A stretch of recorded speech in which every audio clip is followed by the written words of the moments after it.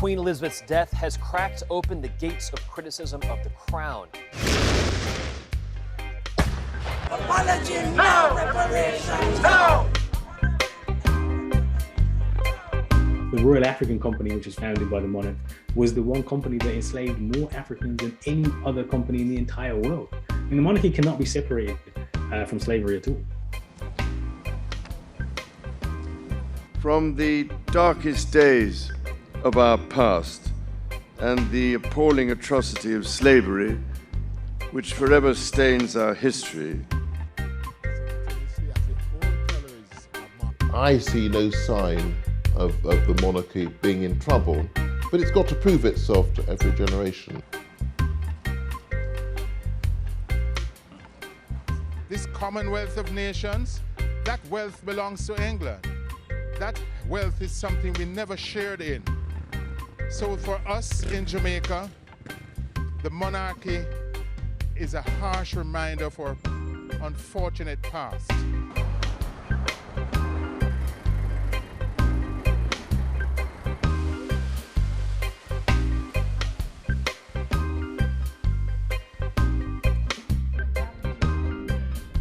Jamaica's Prime Minister told Prince William to his face the country would be moving on from the monarchy with a referendum expected by 2025.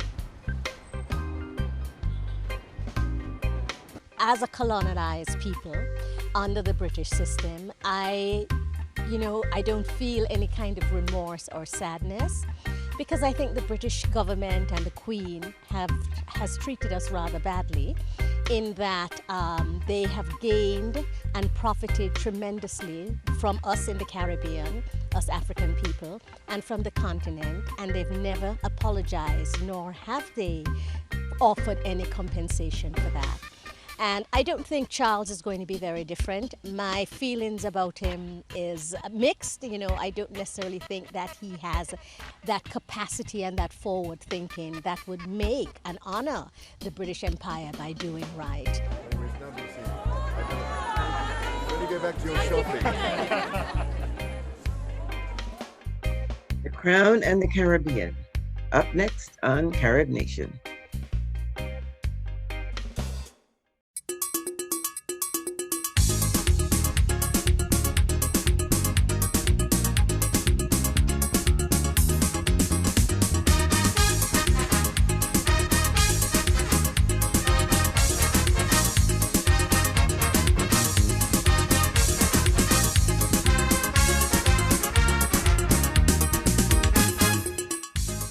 Hello, welcome to CaribNation. I'm Derrice Deane.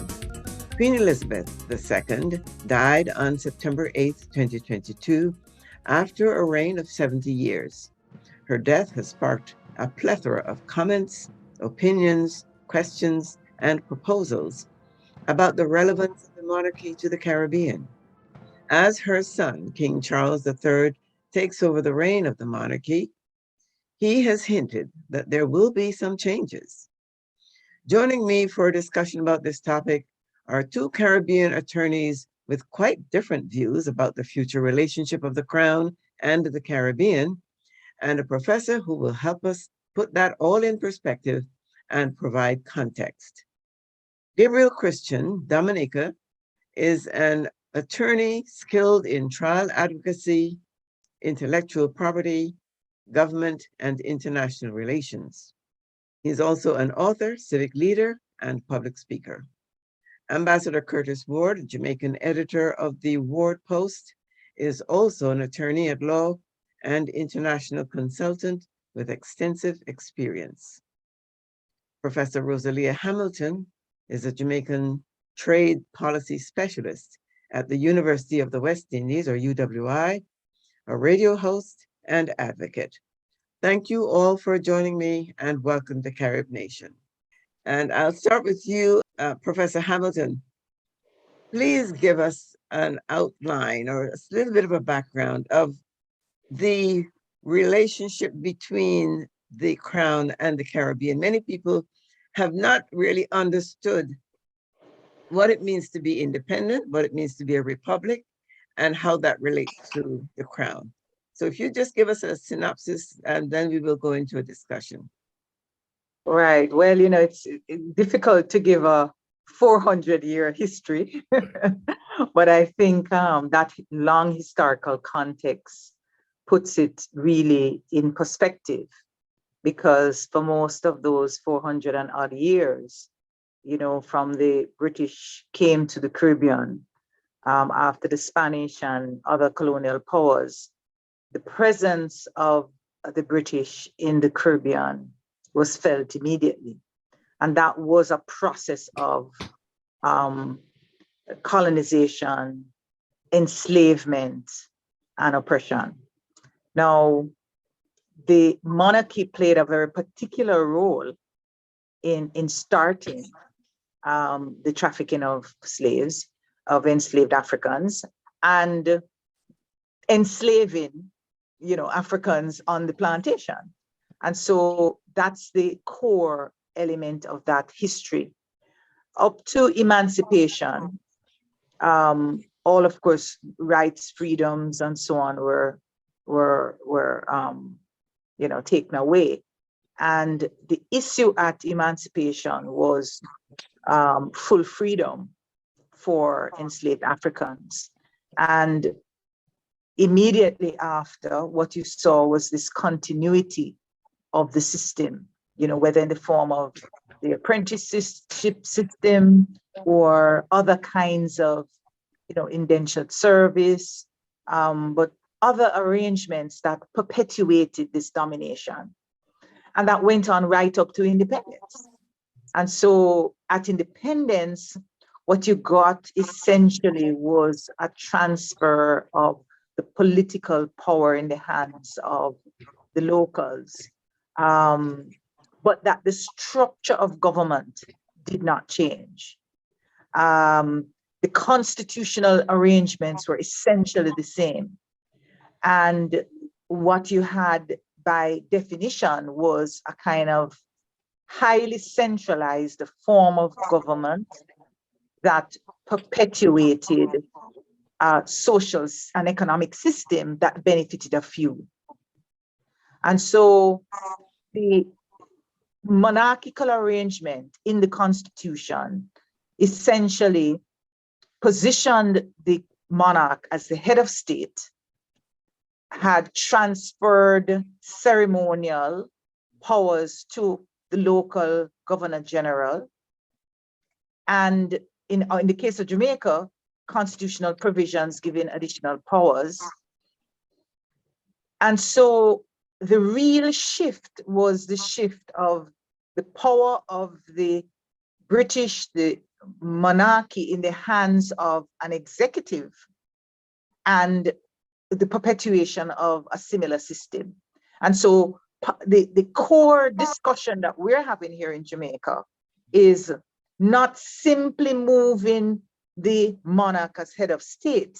That's an important step to end that whole 400 and odd year history of colonial domination, and essentially to put sovereignty in the hands of the people. And the issues surrounding putting sovereignty in the hands of the people is part of the important debate that we're having. What exactly does that mean?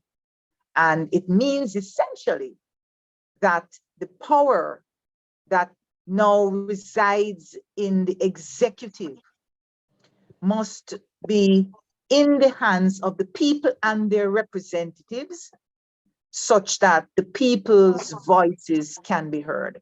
And it's this kind of shifting monarchical and executive sovereignty to the people that is on the table in our conversation in Jamaica about the monarch. Many people have asked, why does it take that long between independence and republic status, especially for places like Barbados? Guyana did it almost immediately, Trinidad shortly after. Barbados, Guyana, Barbados, Jamaica, and others have taken much longer. What would you say is the underlying reason for that lag in time if the focus or if the intention is to transfer that power eventually. And that's a good point. If that's the intention, if that's not the intention, then you could see that's one explanation. But I think certainly the important difference between what was happened in Barbados, where they were able to make this change without going to a referendum, is an important part of the difference in the case of Jamaica, where we have to, by our constitution, make this move after a referendum is held. And we've seen the experience of St. Vincent and the Grenadines, where a referendum was had, but it was coupled with other issues, became somewhat political. And you saw the decision of the people, which was not to make that change. We're mindful of that in Jamaica, and we have, in the work that we're doing in the Advocacy Network, and other commentators have made it very public that we want a referendum that's very simple and that provides an opportunity for the political parties to bring the nation together. It's a very good opportunity for us to find ways in which we could unite and come together around a common cause. And the common cause is ending the colonial ties that goes again beyond simply removing the monarch, but all the symbols and the legacies of the colonial past. Let's consciously, as a nation, have conversation about what that means and how we make that change. And we're talking about legacies embedded in our educational institutions and other institutions, the statutes, the names of streets and places, all of that. The fact that we have artifacts that are sitting in London, of our indigenous people. We want that back. Those kinds of conversation can bring us all together as a nation, and that's what we're hoping we can do as part of this process and this move towards a republic. This is a broad, big, deep issue when you think, as you say, of what it entails in terms of removing all of the ties, the symbols, etc. And some people don't seem to believe that we should remove all of those symptoms because they're part of our history, those symbols and those connections. And then there are those who feel, cut it all away, let's start fresh and go in a new direction. Go ahead. Yeah, well, it's part of our history. I quite agree. But some of the history belongs in a museum, and so we don't want to have shackles in the middle of downtown Kingston. That's part of our history, but we've chosen not to display certain parts of our history in the public square, so to speak. And so why should we perpetuate some of those colonial legacies? Let's move them, let's put them in a museum, and let's relegate them to a historical conversation about what has happened, in the way you have a museum for slavery, so those have its place, but let's move it away from normalizing that experience as okay. It's just another name. It's just another place. Yes, let's call it for what it is, so that we can put in perspective the fact that we've had a history that has been damaging to the psyche and the social structure of our society, and that we need to consciously do whatever it takes to come to grips with that. Ambassador Ward, you have a similar idea, but I wonder whether it's modifiable, let's say, in terms of rather than drastic cutting away completely, whether there's a way to sort of ease into a new way or to modify the system as it is? What is your take on it? Well, it is not drastic. It has taken us 60 years to get to this point. So we have evolved, so to speak, except that we have evolved in a cage. We have evolved in a box, and we have not stepped out of that box in 60 years. So stepping out of the box is creating a new level of freedom. As Professor Hamilton quite rightly said, it's not just reclaiming sovereignty, because technically we never had that, but finally coming to that crossroad in history where we now become a sovereign nation. You know, one of the ironies of this whole thing is that oftentimes we go on the international stage and we defend sovereignty and territorial integrity and everything else. Right now, where the Governor General sits is not Jamaican government property technically. It's the Queen, you know, and if that physical space wasn't bad enough, it's also in our heads. It occupies a great part of our psyche. Professor Hamilton alluded to that. You know, the great Bob Marley said, free yourself from mental slavery. Emancipate yourself. Marcus Garvey been teaching us these things from God knows how long. Long before I was born. I'm the oldest one on the show, perhaps. But the whole point is, are Jamaicans truly Jamaicans? We saw Jamaicans thinking that they were British, traveling to the UK to rescue the UK from economic devastation post-World War II in the Windrush generation. And then they traveled on British passports to get there. And yet, many years later, they are told that they are not British citizens. So we must understand that that is just one small example of how we have been diminished as a people in the eyes of the monarchy. We are still subjects of the monarchy, and it is time to move on. The Prime Minister said that. Unfortunately, I don't see him taking this step as fast as we should be moving on at this time. So it's not really drastic. The time has come. The time has actually passed. As you mentioned, Guyana did it almost immediately after independence. Trinidad followed pretty soon thereafter. No Barbados, which we were independent of before Barbados several years before. They have now stepped up to the plate, and others will. But Jamaica needs to move on, and we need to break that chain. And I know there's a lot of sentimentality to the Queen. God bless her soul. She has no past on. I don't believe, at least I would like to believe, that that same mentality that has enslaved us as a people, as Jamaicans, will not exist in the majority of Jamaicans with the king.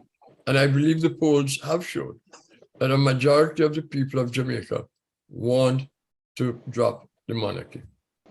Gabriel, Christian, you, I think, have a different view, or maybe a slightly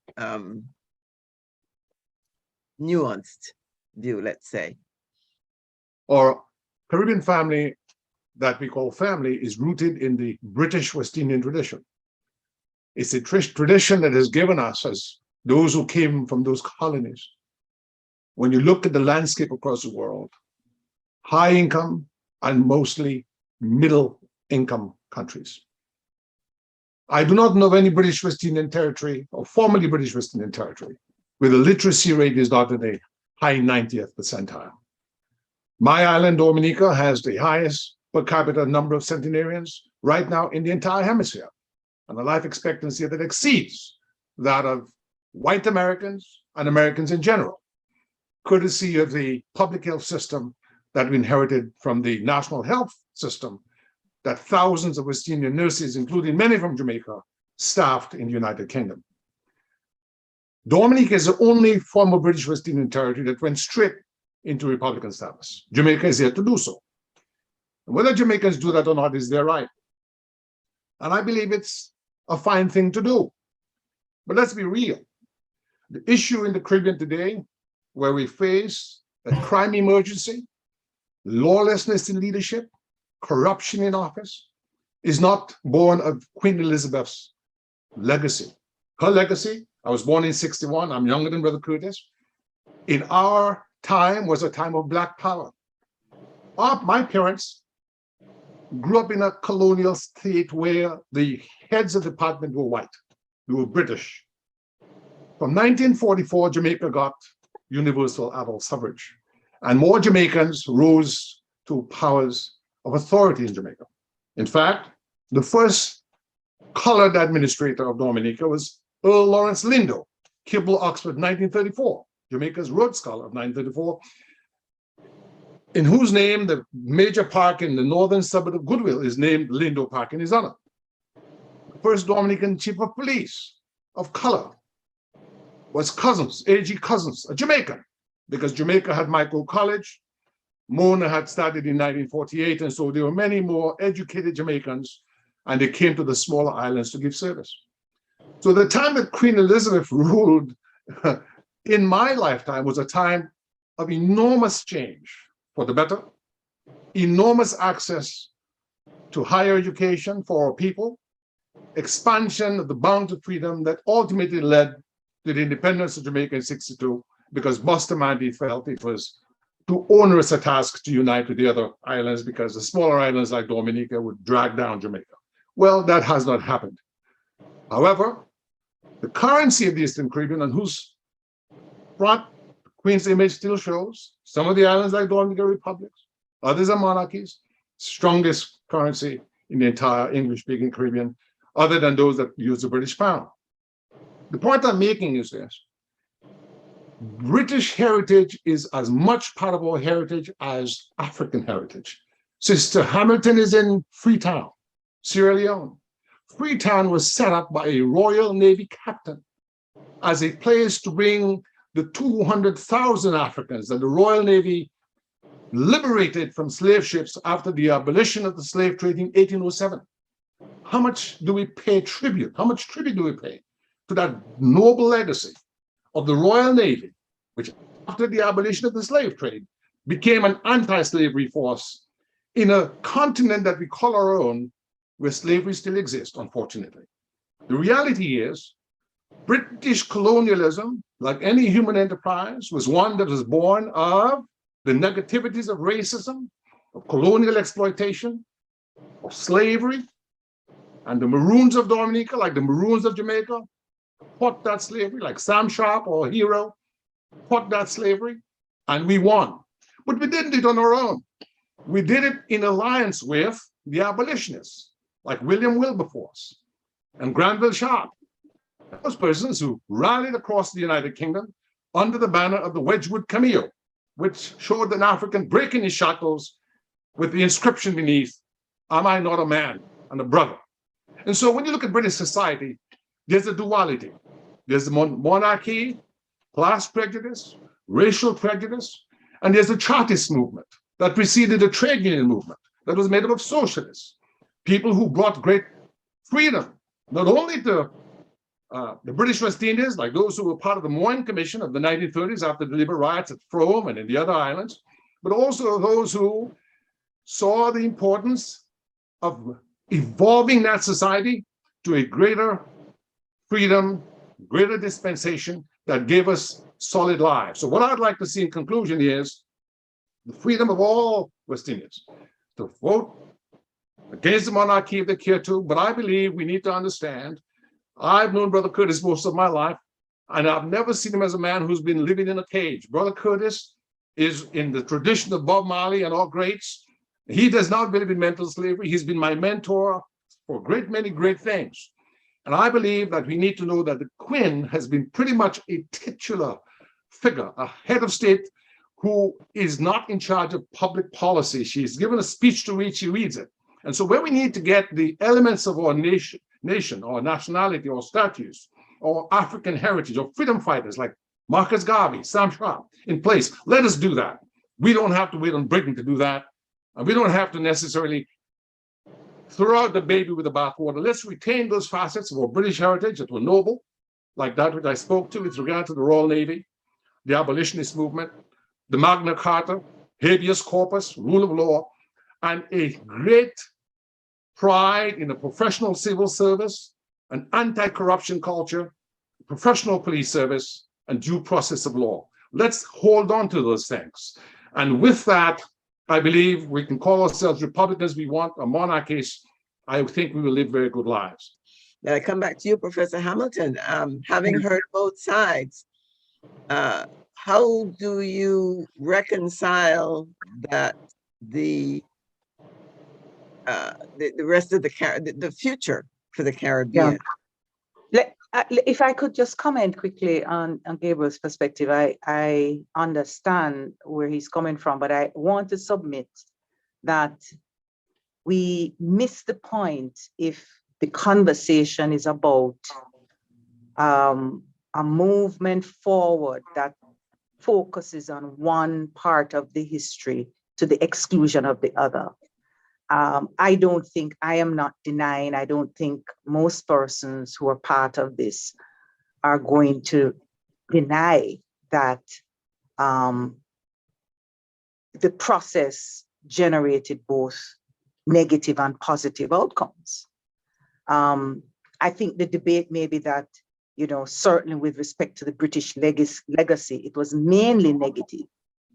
The fact that there were some positive outcomes as part of that history, again, has to be debated and discussed. But I don't think that we should frame the conversation that way. I think what is important is the point that Gabriel made about the fact that since independence, the responsibility and the decisions made about development is in our hands. And I fully agree with that.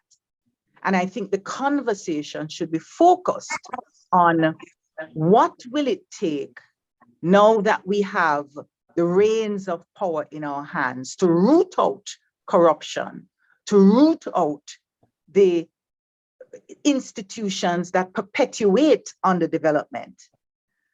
That's the conversation. And I think if we look closely at and talk about it in those terms, we will see that the roots of the institutional legacies that perpetuates underdevelopment is linked to the past. And that's why I talk about rooting out those legacies, because it will help us to move forward. The whole idea of mental slavery is about a mindset in which we retain the idea that somehow what is good for us is something we import, not something we create. And as long as that's the mindset that we have, then we ignore the tremendous advantages, competitive advantages we have in terms of our creativity, the entrepreneurship, the vast number of cultural possibilities that exist. We tend to ignore that because we continue to look outside ourselves.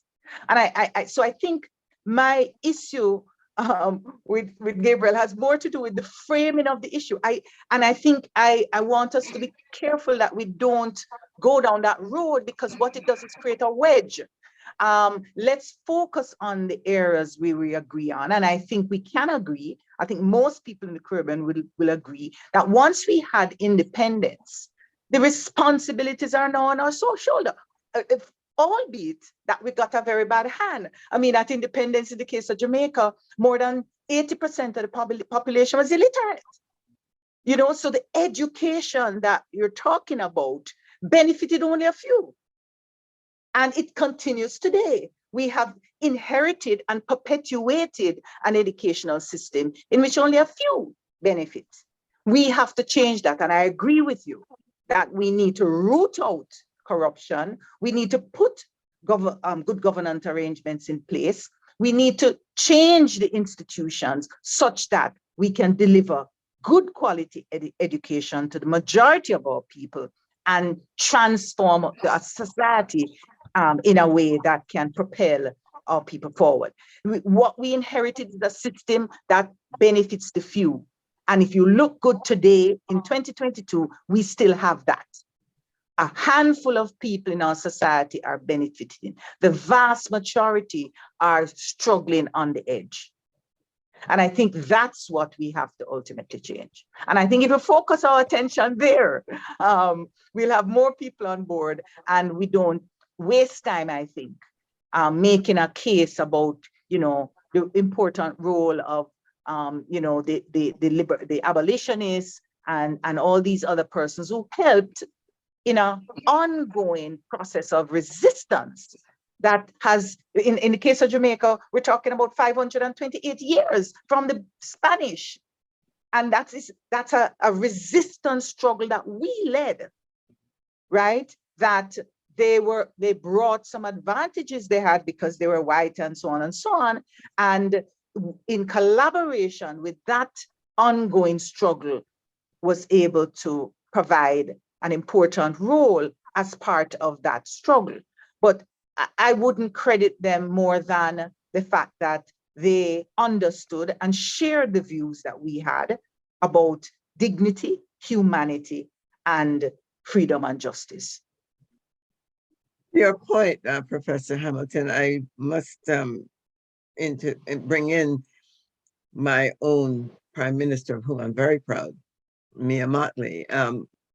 She, in her reasoning, pointed out that exactly what you've said. We've inherited the culture which we perpetuated in many ways, which does not do anybody any good. But she started out by, before getting to independence, setting up a program called a national transformation initiative. Her focus there is to help Barbadians understand, I am good enough. What we do is good enough. And we do not have to first look to the outside or look to the colonialists for standards or for levels and rules. We are good enough to create our own. We go to these countries and help them create. We shine when we go to these countries. Many argue that we shine because we have a British education. And that is what we use to get to the next level. But the point is, why can't we use that in our own region? Why can't we use that to develop our own place and be proud of what we have done? And it is on that basis that she then decided, once we set in place the foundation on which we want people to start thinking, then we can get to the Republic, even though it has taken that long. And as she said, it's long overdue, but this is the right time because it is important for our people to first understand who they are and what they can contribute to the system, because she agrees there's corruption everywhere. And what we have done is use the colonial system to create our own corruption within our own region. And that is to the damage of everybody. So it's how one frames it, as you pointed out. It's important. Let me come back to you, Curtis, to ask for your take on going forward. How do we get people in the nations, in these nations, to understand the basics of what this means in terms of laying that foundation, so that it's not simply taking on a position or taking on a cloak, so to speak, but developing from inside? Let me say, first of all, that I feel like I'm wedged between two powerful presenters. And I like Professor Hamilton, agree with some of what Gabe is saying in terms of some of the good things that we've inherited over the years. But Gabe, I just want to say this before I go to what Derrice is saying, is that I give no credit to a member of a family that has oppressed me for years, and a member of the family decide to take their bootstraps off of my neck and help me escape. And this is what the Cromwells and most of these other people did.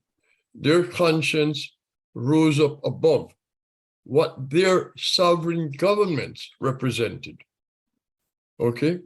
And they also were responding to what was happening in the colonies, the uprisings and the disenchantment and so on and so forth.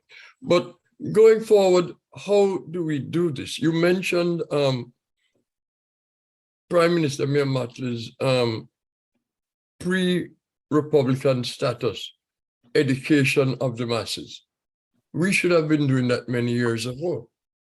Luckily for us at this point, I think, is that the latest poll shows that a majority of Jamaicans want to create a break from the monarchy. One of the things we have not really agreed on is what form that break will take.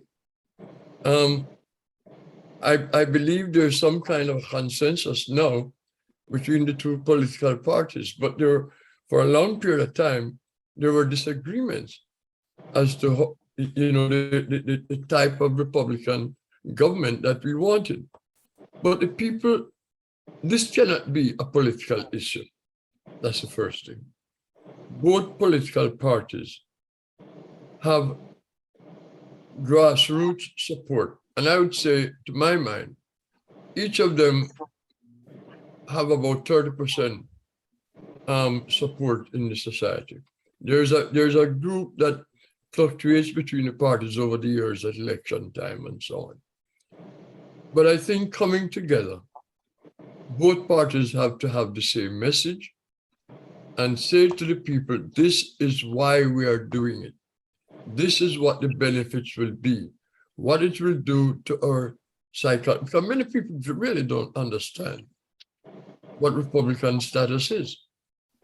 But if you speak to many people in the street, they will ask you, what benefit do I have saying God save the king or God save the queen? They don't understand why we do that. It is the quote unquote educated, the middle to upper class of Jamaicans that really hold on to the monarchy. And the big question is why?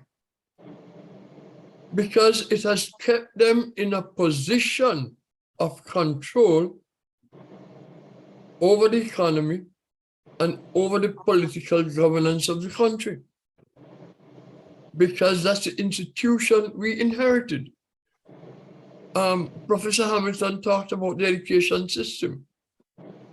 I was discussing this just recently with someone, and as she quite rightly said, at independence, 80% of Jamaicans were illiterate. And Gabriel, I don't want to bring the large country, small country thing here into play, because I don't practice that. But the population Jamaica's size, trying to create an education system that served the majority of Jamaicans is a far bigger deal than trying to do that for Grenada, Dominica, St. Lucia, St. Kitts, or Barbados for that matter. And these institutions that we were left with did not allow us to make those drastic changes. In the 1970s, Michael Manley tried to bring about some of those changes when he said free education for everybody. Because from my own personal experience, I got a scholarship to go to high school. And I went to a high school where the tuition was one of the highest in Jamaica. So changes have taken place through the political leadership, but they have not been sustained, primarily because, one, in some places, the political will does not exist, and two, the economic strength of the country does not permit. So we have to go forward in pushing the Republican status to say there are so many changes we have to bring about. We are now going to be the ones playing the cards. What cards are we going to play? Are we going to play the same cards for the same segment of our society that we've done for the past 60 years? Or are we going to play a different card that will benefit the masses of the people of Jamaica? And this is where I stand right now. We have to go forward, but going forward, we have to have a vision. And we must have the political will to execute on that vision. Gabriel, what's your response? Sister Derrice, for those of you, dearly beloved, who will hear my voice, I just wanted to be known that I serve as General Counsel to the Marcus Garvey Institute for Human Development, which all law firm, which Brother Curtis is associated with, incorporated on behalf of Dr. Julius Garvey, the last son of the Right Honorable Marcus Mosiah Garvey, because I'm a Garveyite.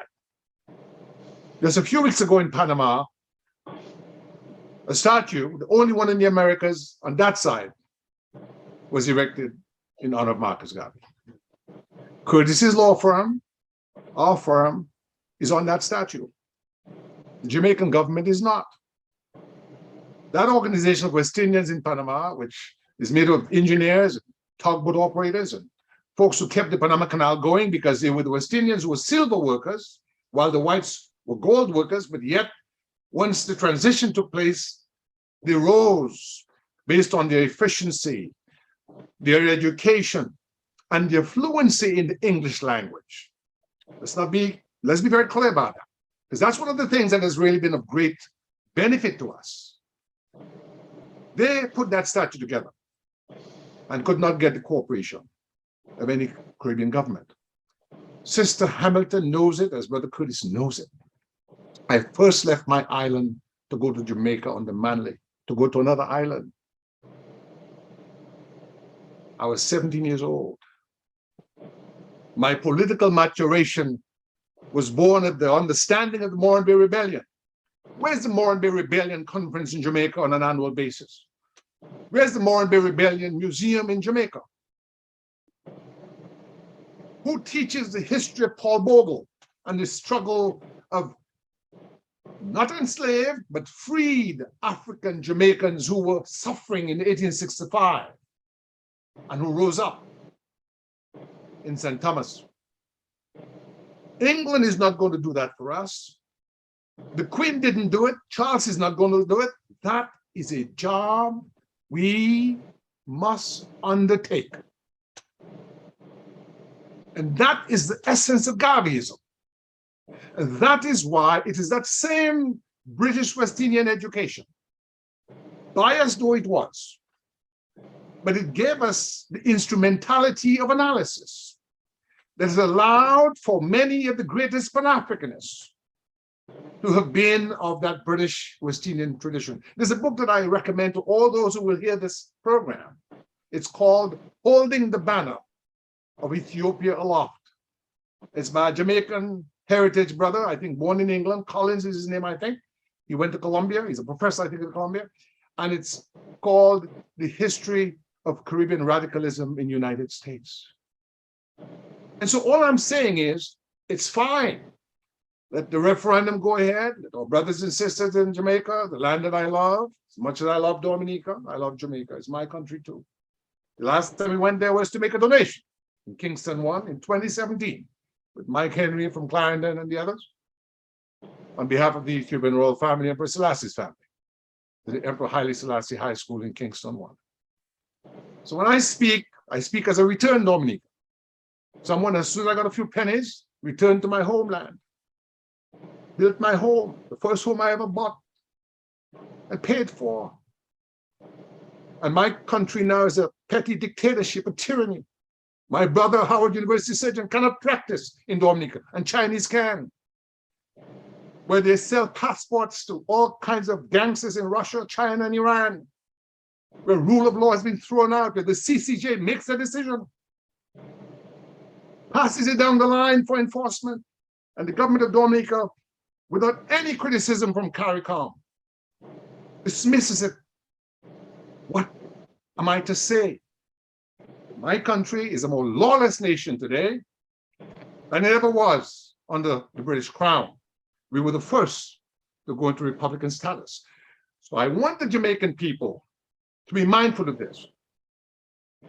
In 1979, when I was 18 years old, there was a revolution made by a British educated bishop, British educated lawyer, Maurice Bishop, our hero, our friend. I have an invitation on my wall in my law firm, our law firm, from Maurice Bishop. Comrade Maurice Bishop invites Gabriel Christian to the first anniversary reception of the Grenada Revolution. What did Brother Maurice do? I didn't know it at the time. I was 18 years old. All I knew was long live the revolution. Because that was my generation. Black power, independence. Maurice closed down Parliament. Maurice never called an election. Maurice suspended habeas corpus. Maurice eviscerated rule of law. Who was the sovereign of Grenada during that time? Can anyone tell me? It was not a president. The sovereign was Queen Elizabeth II, represented by Governor General Paul Scoon, just like in Jamaica. And it meant not a tinker's damn. And when in the destruction of rule of law, dismissal of Parliament, suspension of habeas corpus, Maurice's opponents arrested him. There was no lawyer like Curtis or myself to get him bail. There was no parliament within which we could argue those who were for him or against him and go home for lunch, come back in the afternoon, go for tea, go for dinner in the evening, come back the next day. All of those systems had been destroyed. All of those institutions bequeathed us by Britain, which has given us, among the nations of the world, a pretty decent life. And it was left to the Prime Minister of a republic called the Commonwealth of Dominica to appeal to our allies to do an intervention. That was the tragedy of my early life. The bloodshed of my brothers, the brothers who were with me, Curtis, in 1978, I'm sorry, when we went to St. Joseph Teachers College in Kingston and then to Mona, took the train was still running. Took the train to Montego Bay, we took the Cuban ferry Comandante Derrice to go to Havana for the 11th World Festival of Youth and Students. That was my generation. So I'm not speaking like some academic, I'm speaking like a foot soldier in the African Liberation Movement. I love our Caribbean. I'm a Caribbean patriot. That's why Curtis is my big brother. Maybe Sister Hamilton will be my sister. And so what I want us to leave with this note this evening is for us to make a call to CARICOM. So let's examine the value engineering that can build for us peaceful lives so that West Indians, when they return, like myself, don't have to leave, don't have to sell our homes, don't have to have our homes broken into, that we can come back and contribute and build.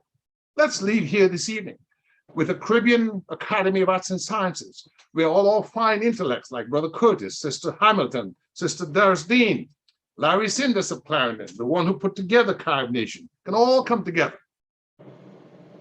Indo-Caribbean, Afro-Caribbean, European Caribbean, all working together, like the great West Indies cricket team of yore, to put forth a combined effort to marry our respective human competences to build up our Caribbean, utilizing those institutions that the British bequeathed us that were valuable. We know that the slavery was not, the racism was not, the class prejudice was not. That's why I was in Jamaica in 1978. We were trying to build with Michael Manley's vision, and that of people like Dudley Thompson, who, with Brother Curtis's help, we brought here at 92, Brother Curtis, you remember that? 10 years ago, we had Burning Spear right here. the Right Honorable W. Thompson, the Bomber Command, the Royal Air Force. What they tried to do was to transform our islands into better places. And so I'll conclude by saying, when we take over from the Brits, let us also understand that in seizing that authority which we've had since 62 in Jamaica, 62 in Trinidad, we want to retain those aspects of that heritage that are valuable and graft onto that superior conduct, being on time, following the old value engineering principles. Honesty is the best policy. Waste not, want not.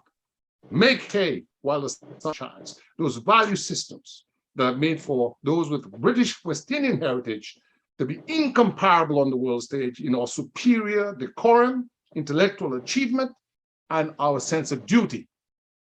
That is what I mean, not to be a colonial relic or some puppet of colonialism, but to be a true Garveyite in the real sense of what Garveyism meant, which was to be dignified and to say, rise up, ye mighty race. You know, you can do better than you're doing right now. Thank you. My brother, I think that the conversation is an important and a rich one, because we can agree, we can leave this conversation and agree that the focus must be on what we do to lift ourselves up, lift this mighty race that we have, lift our society out of the difficulties that we've created, much of it ourselves. I think in so doing, I urge us not to focus on the elements that can create the kind of divisiveness that's part of our inheritance, because we have the idea that we build on what the British has given us rather than build on what our resistance fighters have created could be a point of departure. And that's how I see that building.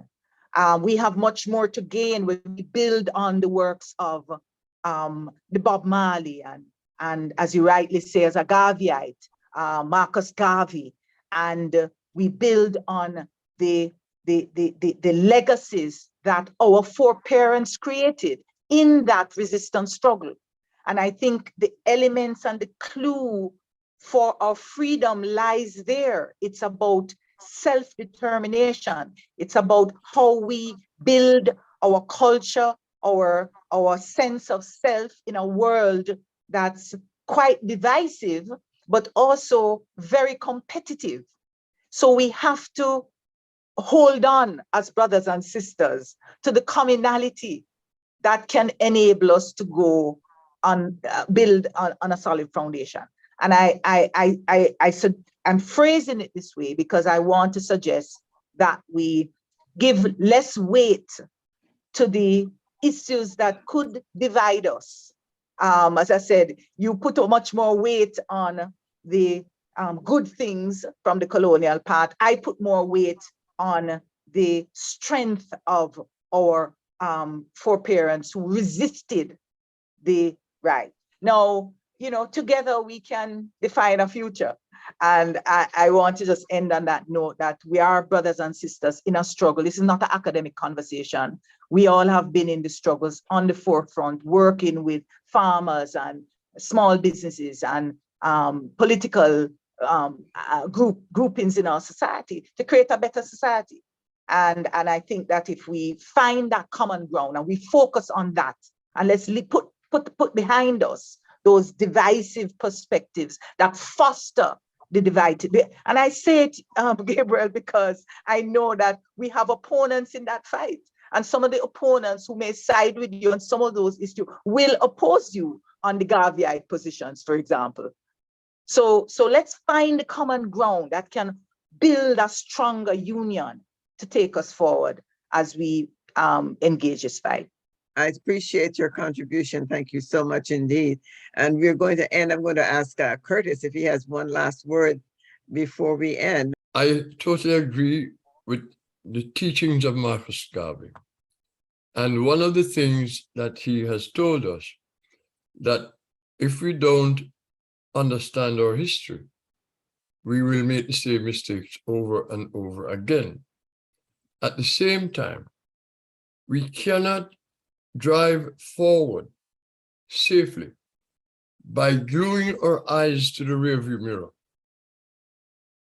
The rearview mirror is to help us to understand if there are any dangers behind us. But we must look forward and we must move forward. And we have the capacity to do so. I don't think anyone will argue against that. And we must learn from our history, but we must not be wedded to our history to the extent where it shackles us from going forward. But this is a very, very important discussion. This conversation is needed, and more of it should be had.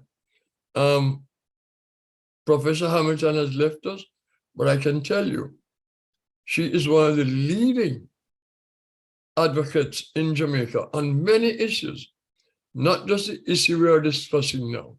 The Advocates Network, of which I'm associated to a certain degree, has come forward as the organization in Jamaica who advocates for transparency, in government, who advocates for truth, who advocates for action where there's inaction, and so on and so forth. My brother Gabriel and I have been working together on so many things for so long. And Derrice, we have collaborated many times. And again, as Gabriel did, thanks to Larry, he has provided us with this platform. And we are most appreciative because this is a discussion we must have. And I hope sometime in the future, Derrice, we can bring Professor Hamilton back to move and look at reparative justice and some of those other issues. Yes, as a matter of fact, as she was talking, I thought we do also have to look at two other areas, and that's reparations and the Commonwealth generally. The status of the Commonwealth and the role of the Caribbean in the Commonwealth. So I think we still have lots of discussion still to come. But if I might, Derrice, I would prefer rather use the word reparations to speak of reparative justice. Oh, I see. Okay. And there are good reasons for that. Yes, I can understand that. I can understand that. I think Brother Curtis speaks most wisely. If I may just say a few words just to follow up with Brother Curtis, and that is quickly, Brother Curtis is an old cadet from Manchester. Brother Larry Sindus is an old cadet from Clarendon. I'm an old cadet from Dominica. And I mention it to say that when I look at Larry, and also, I don't know whether you're an old cadet, Doris, but you're maybe a girl guide or something. I was a girl guide. Amen. And it's really about how we will value engineer, Doris. I know you're not being paid any great king or queen's ransom to do what you're doing, as with Larry, as with Curtis, who, to me is an exemplary human being for his majestic manifestation of that commitment to our Caribbean and that sense of duty. And that's what this is about. You see, we're here to educate folks, not only about the politics of republicanism or monarchical system, but duty. Be dutiful to your commitments to your community. Be dutiful to your commitment to good governance. Be dutiful to that history of resistance that Sister Hamilton talked about, not as a place to look back in the rearview mirror, but to spur us to better and better as we evolve, making each of us a meaningful contribution to the onward march of our civilization. Well, thank you so much. I think that's a perfect point at which to end. Thank you all so much for joining us on CaribNation. Ambassador Curtis Ward, Gabriel Christian, and Professor Rosalea Hamilton. It's been my great pleasure. This has been a very, very stimulating conversation.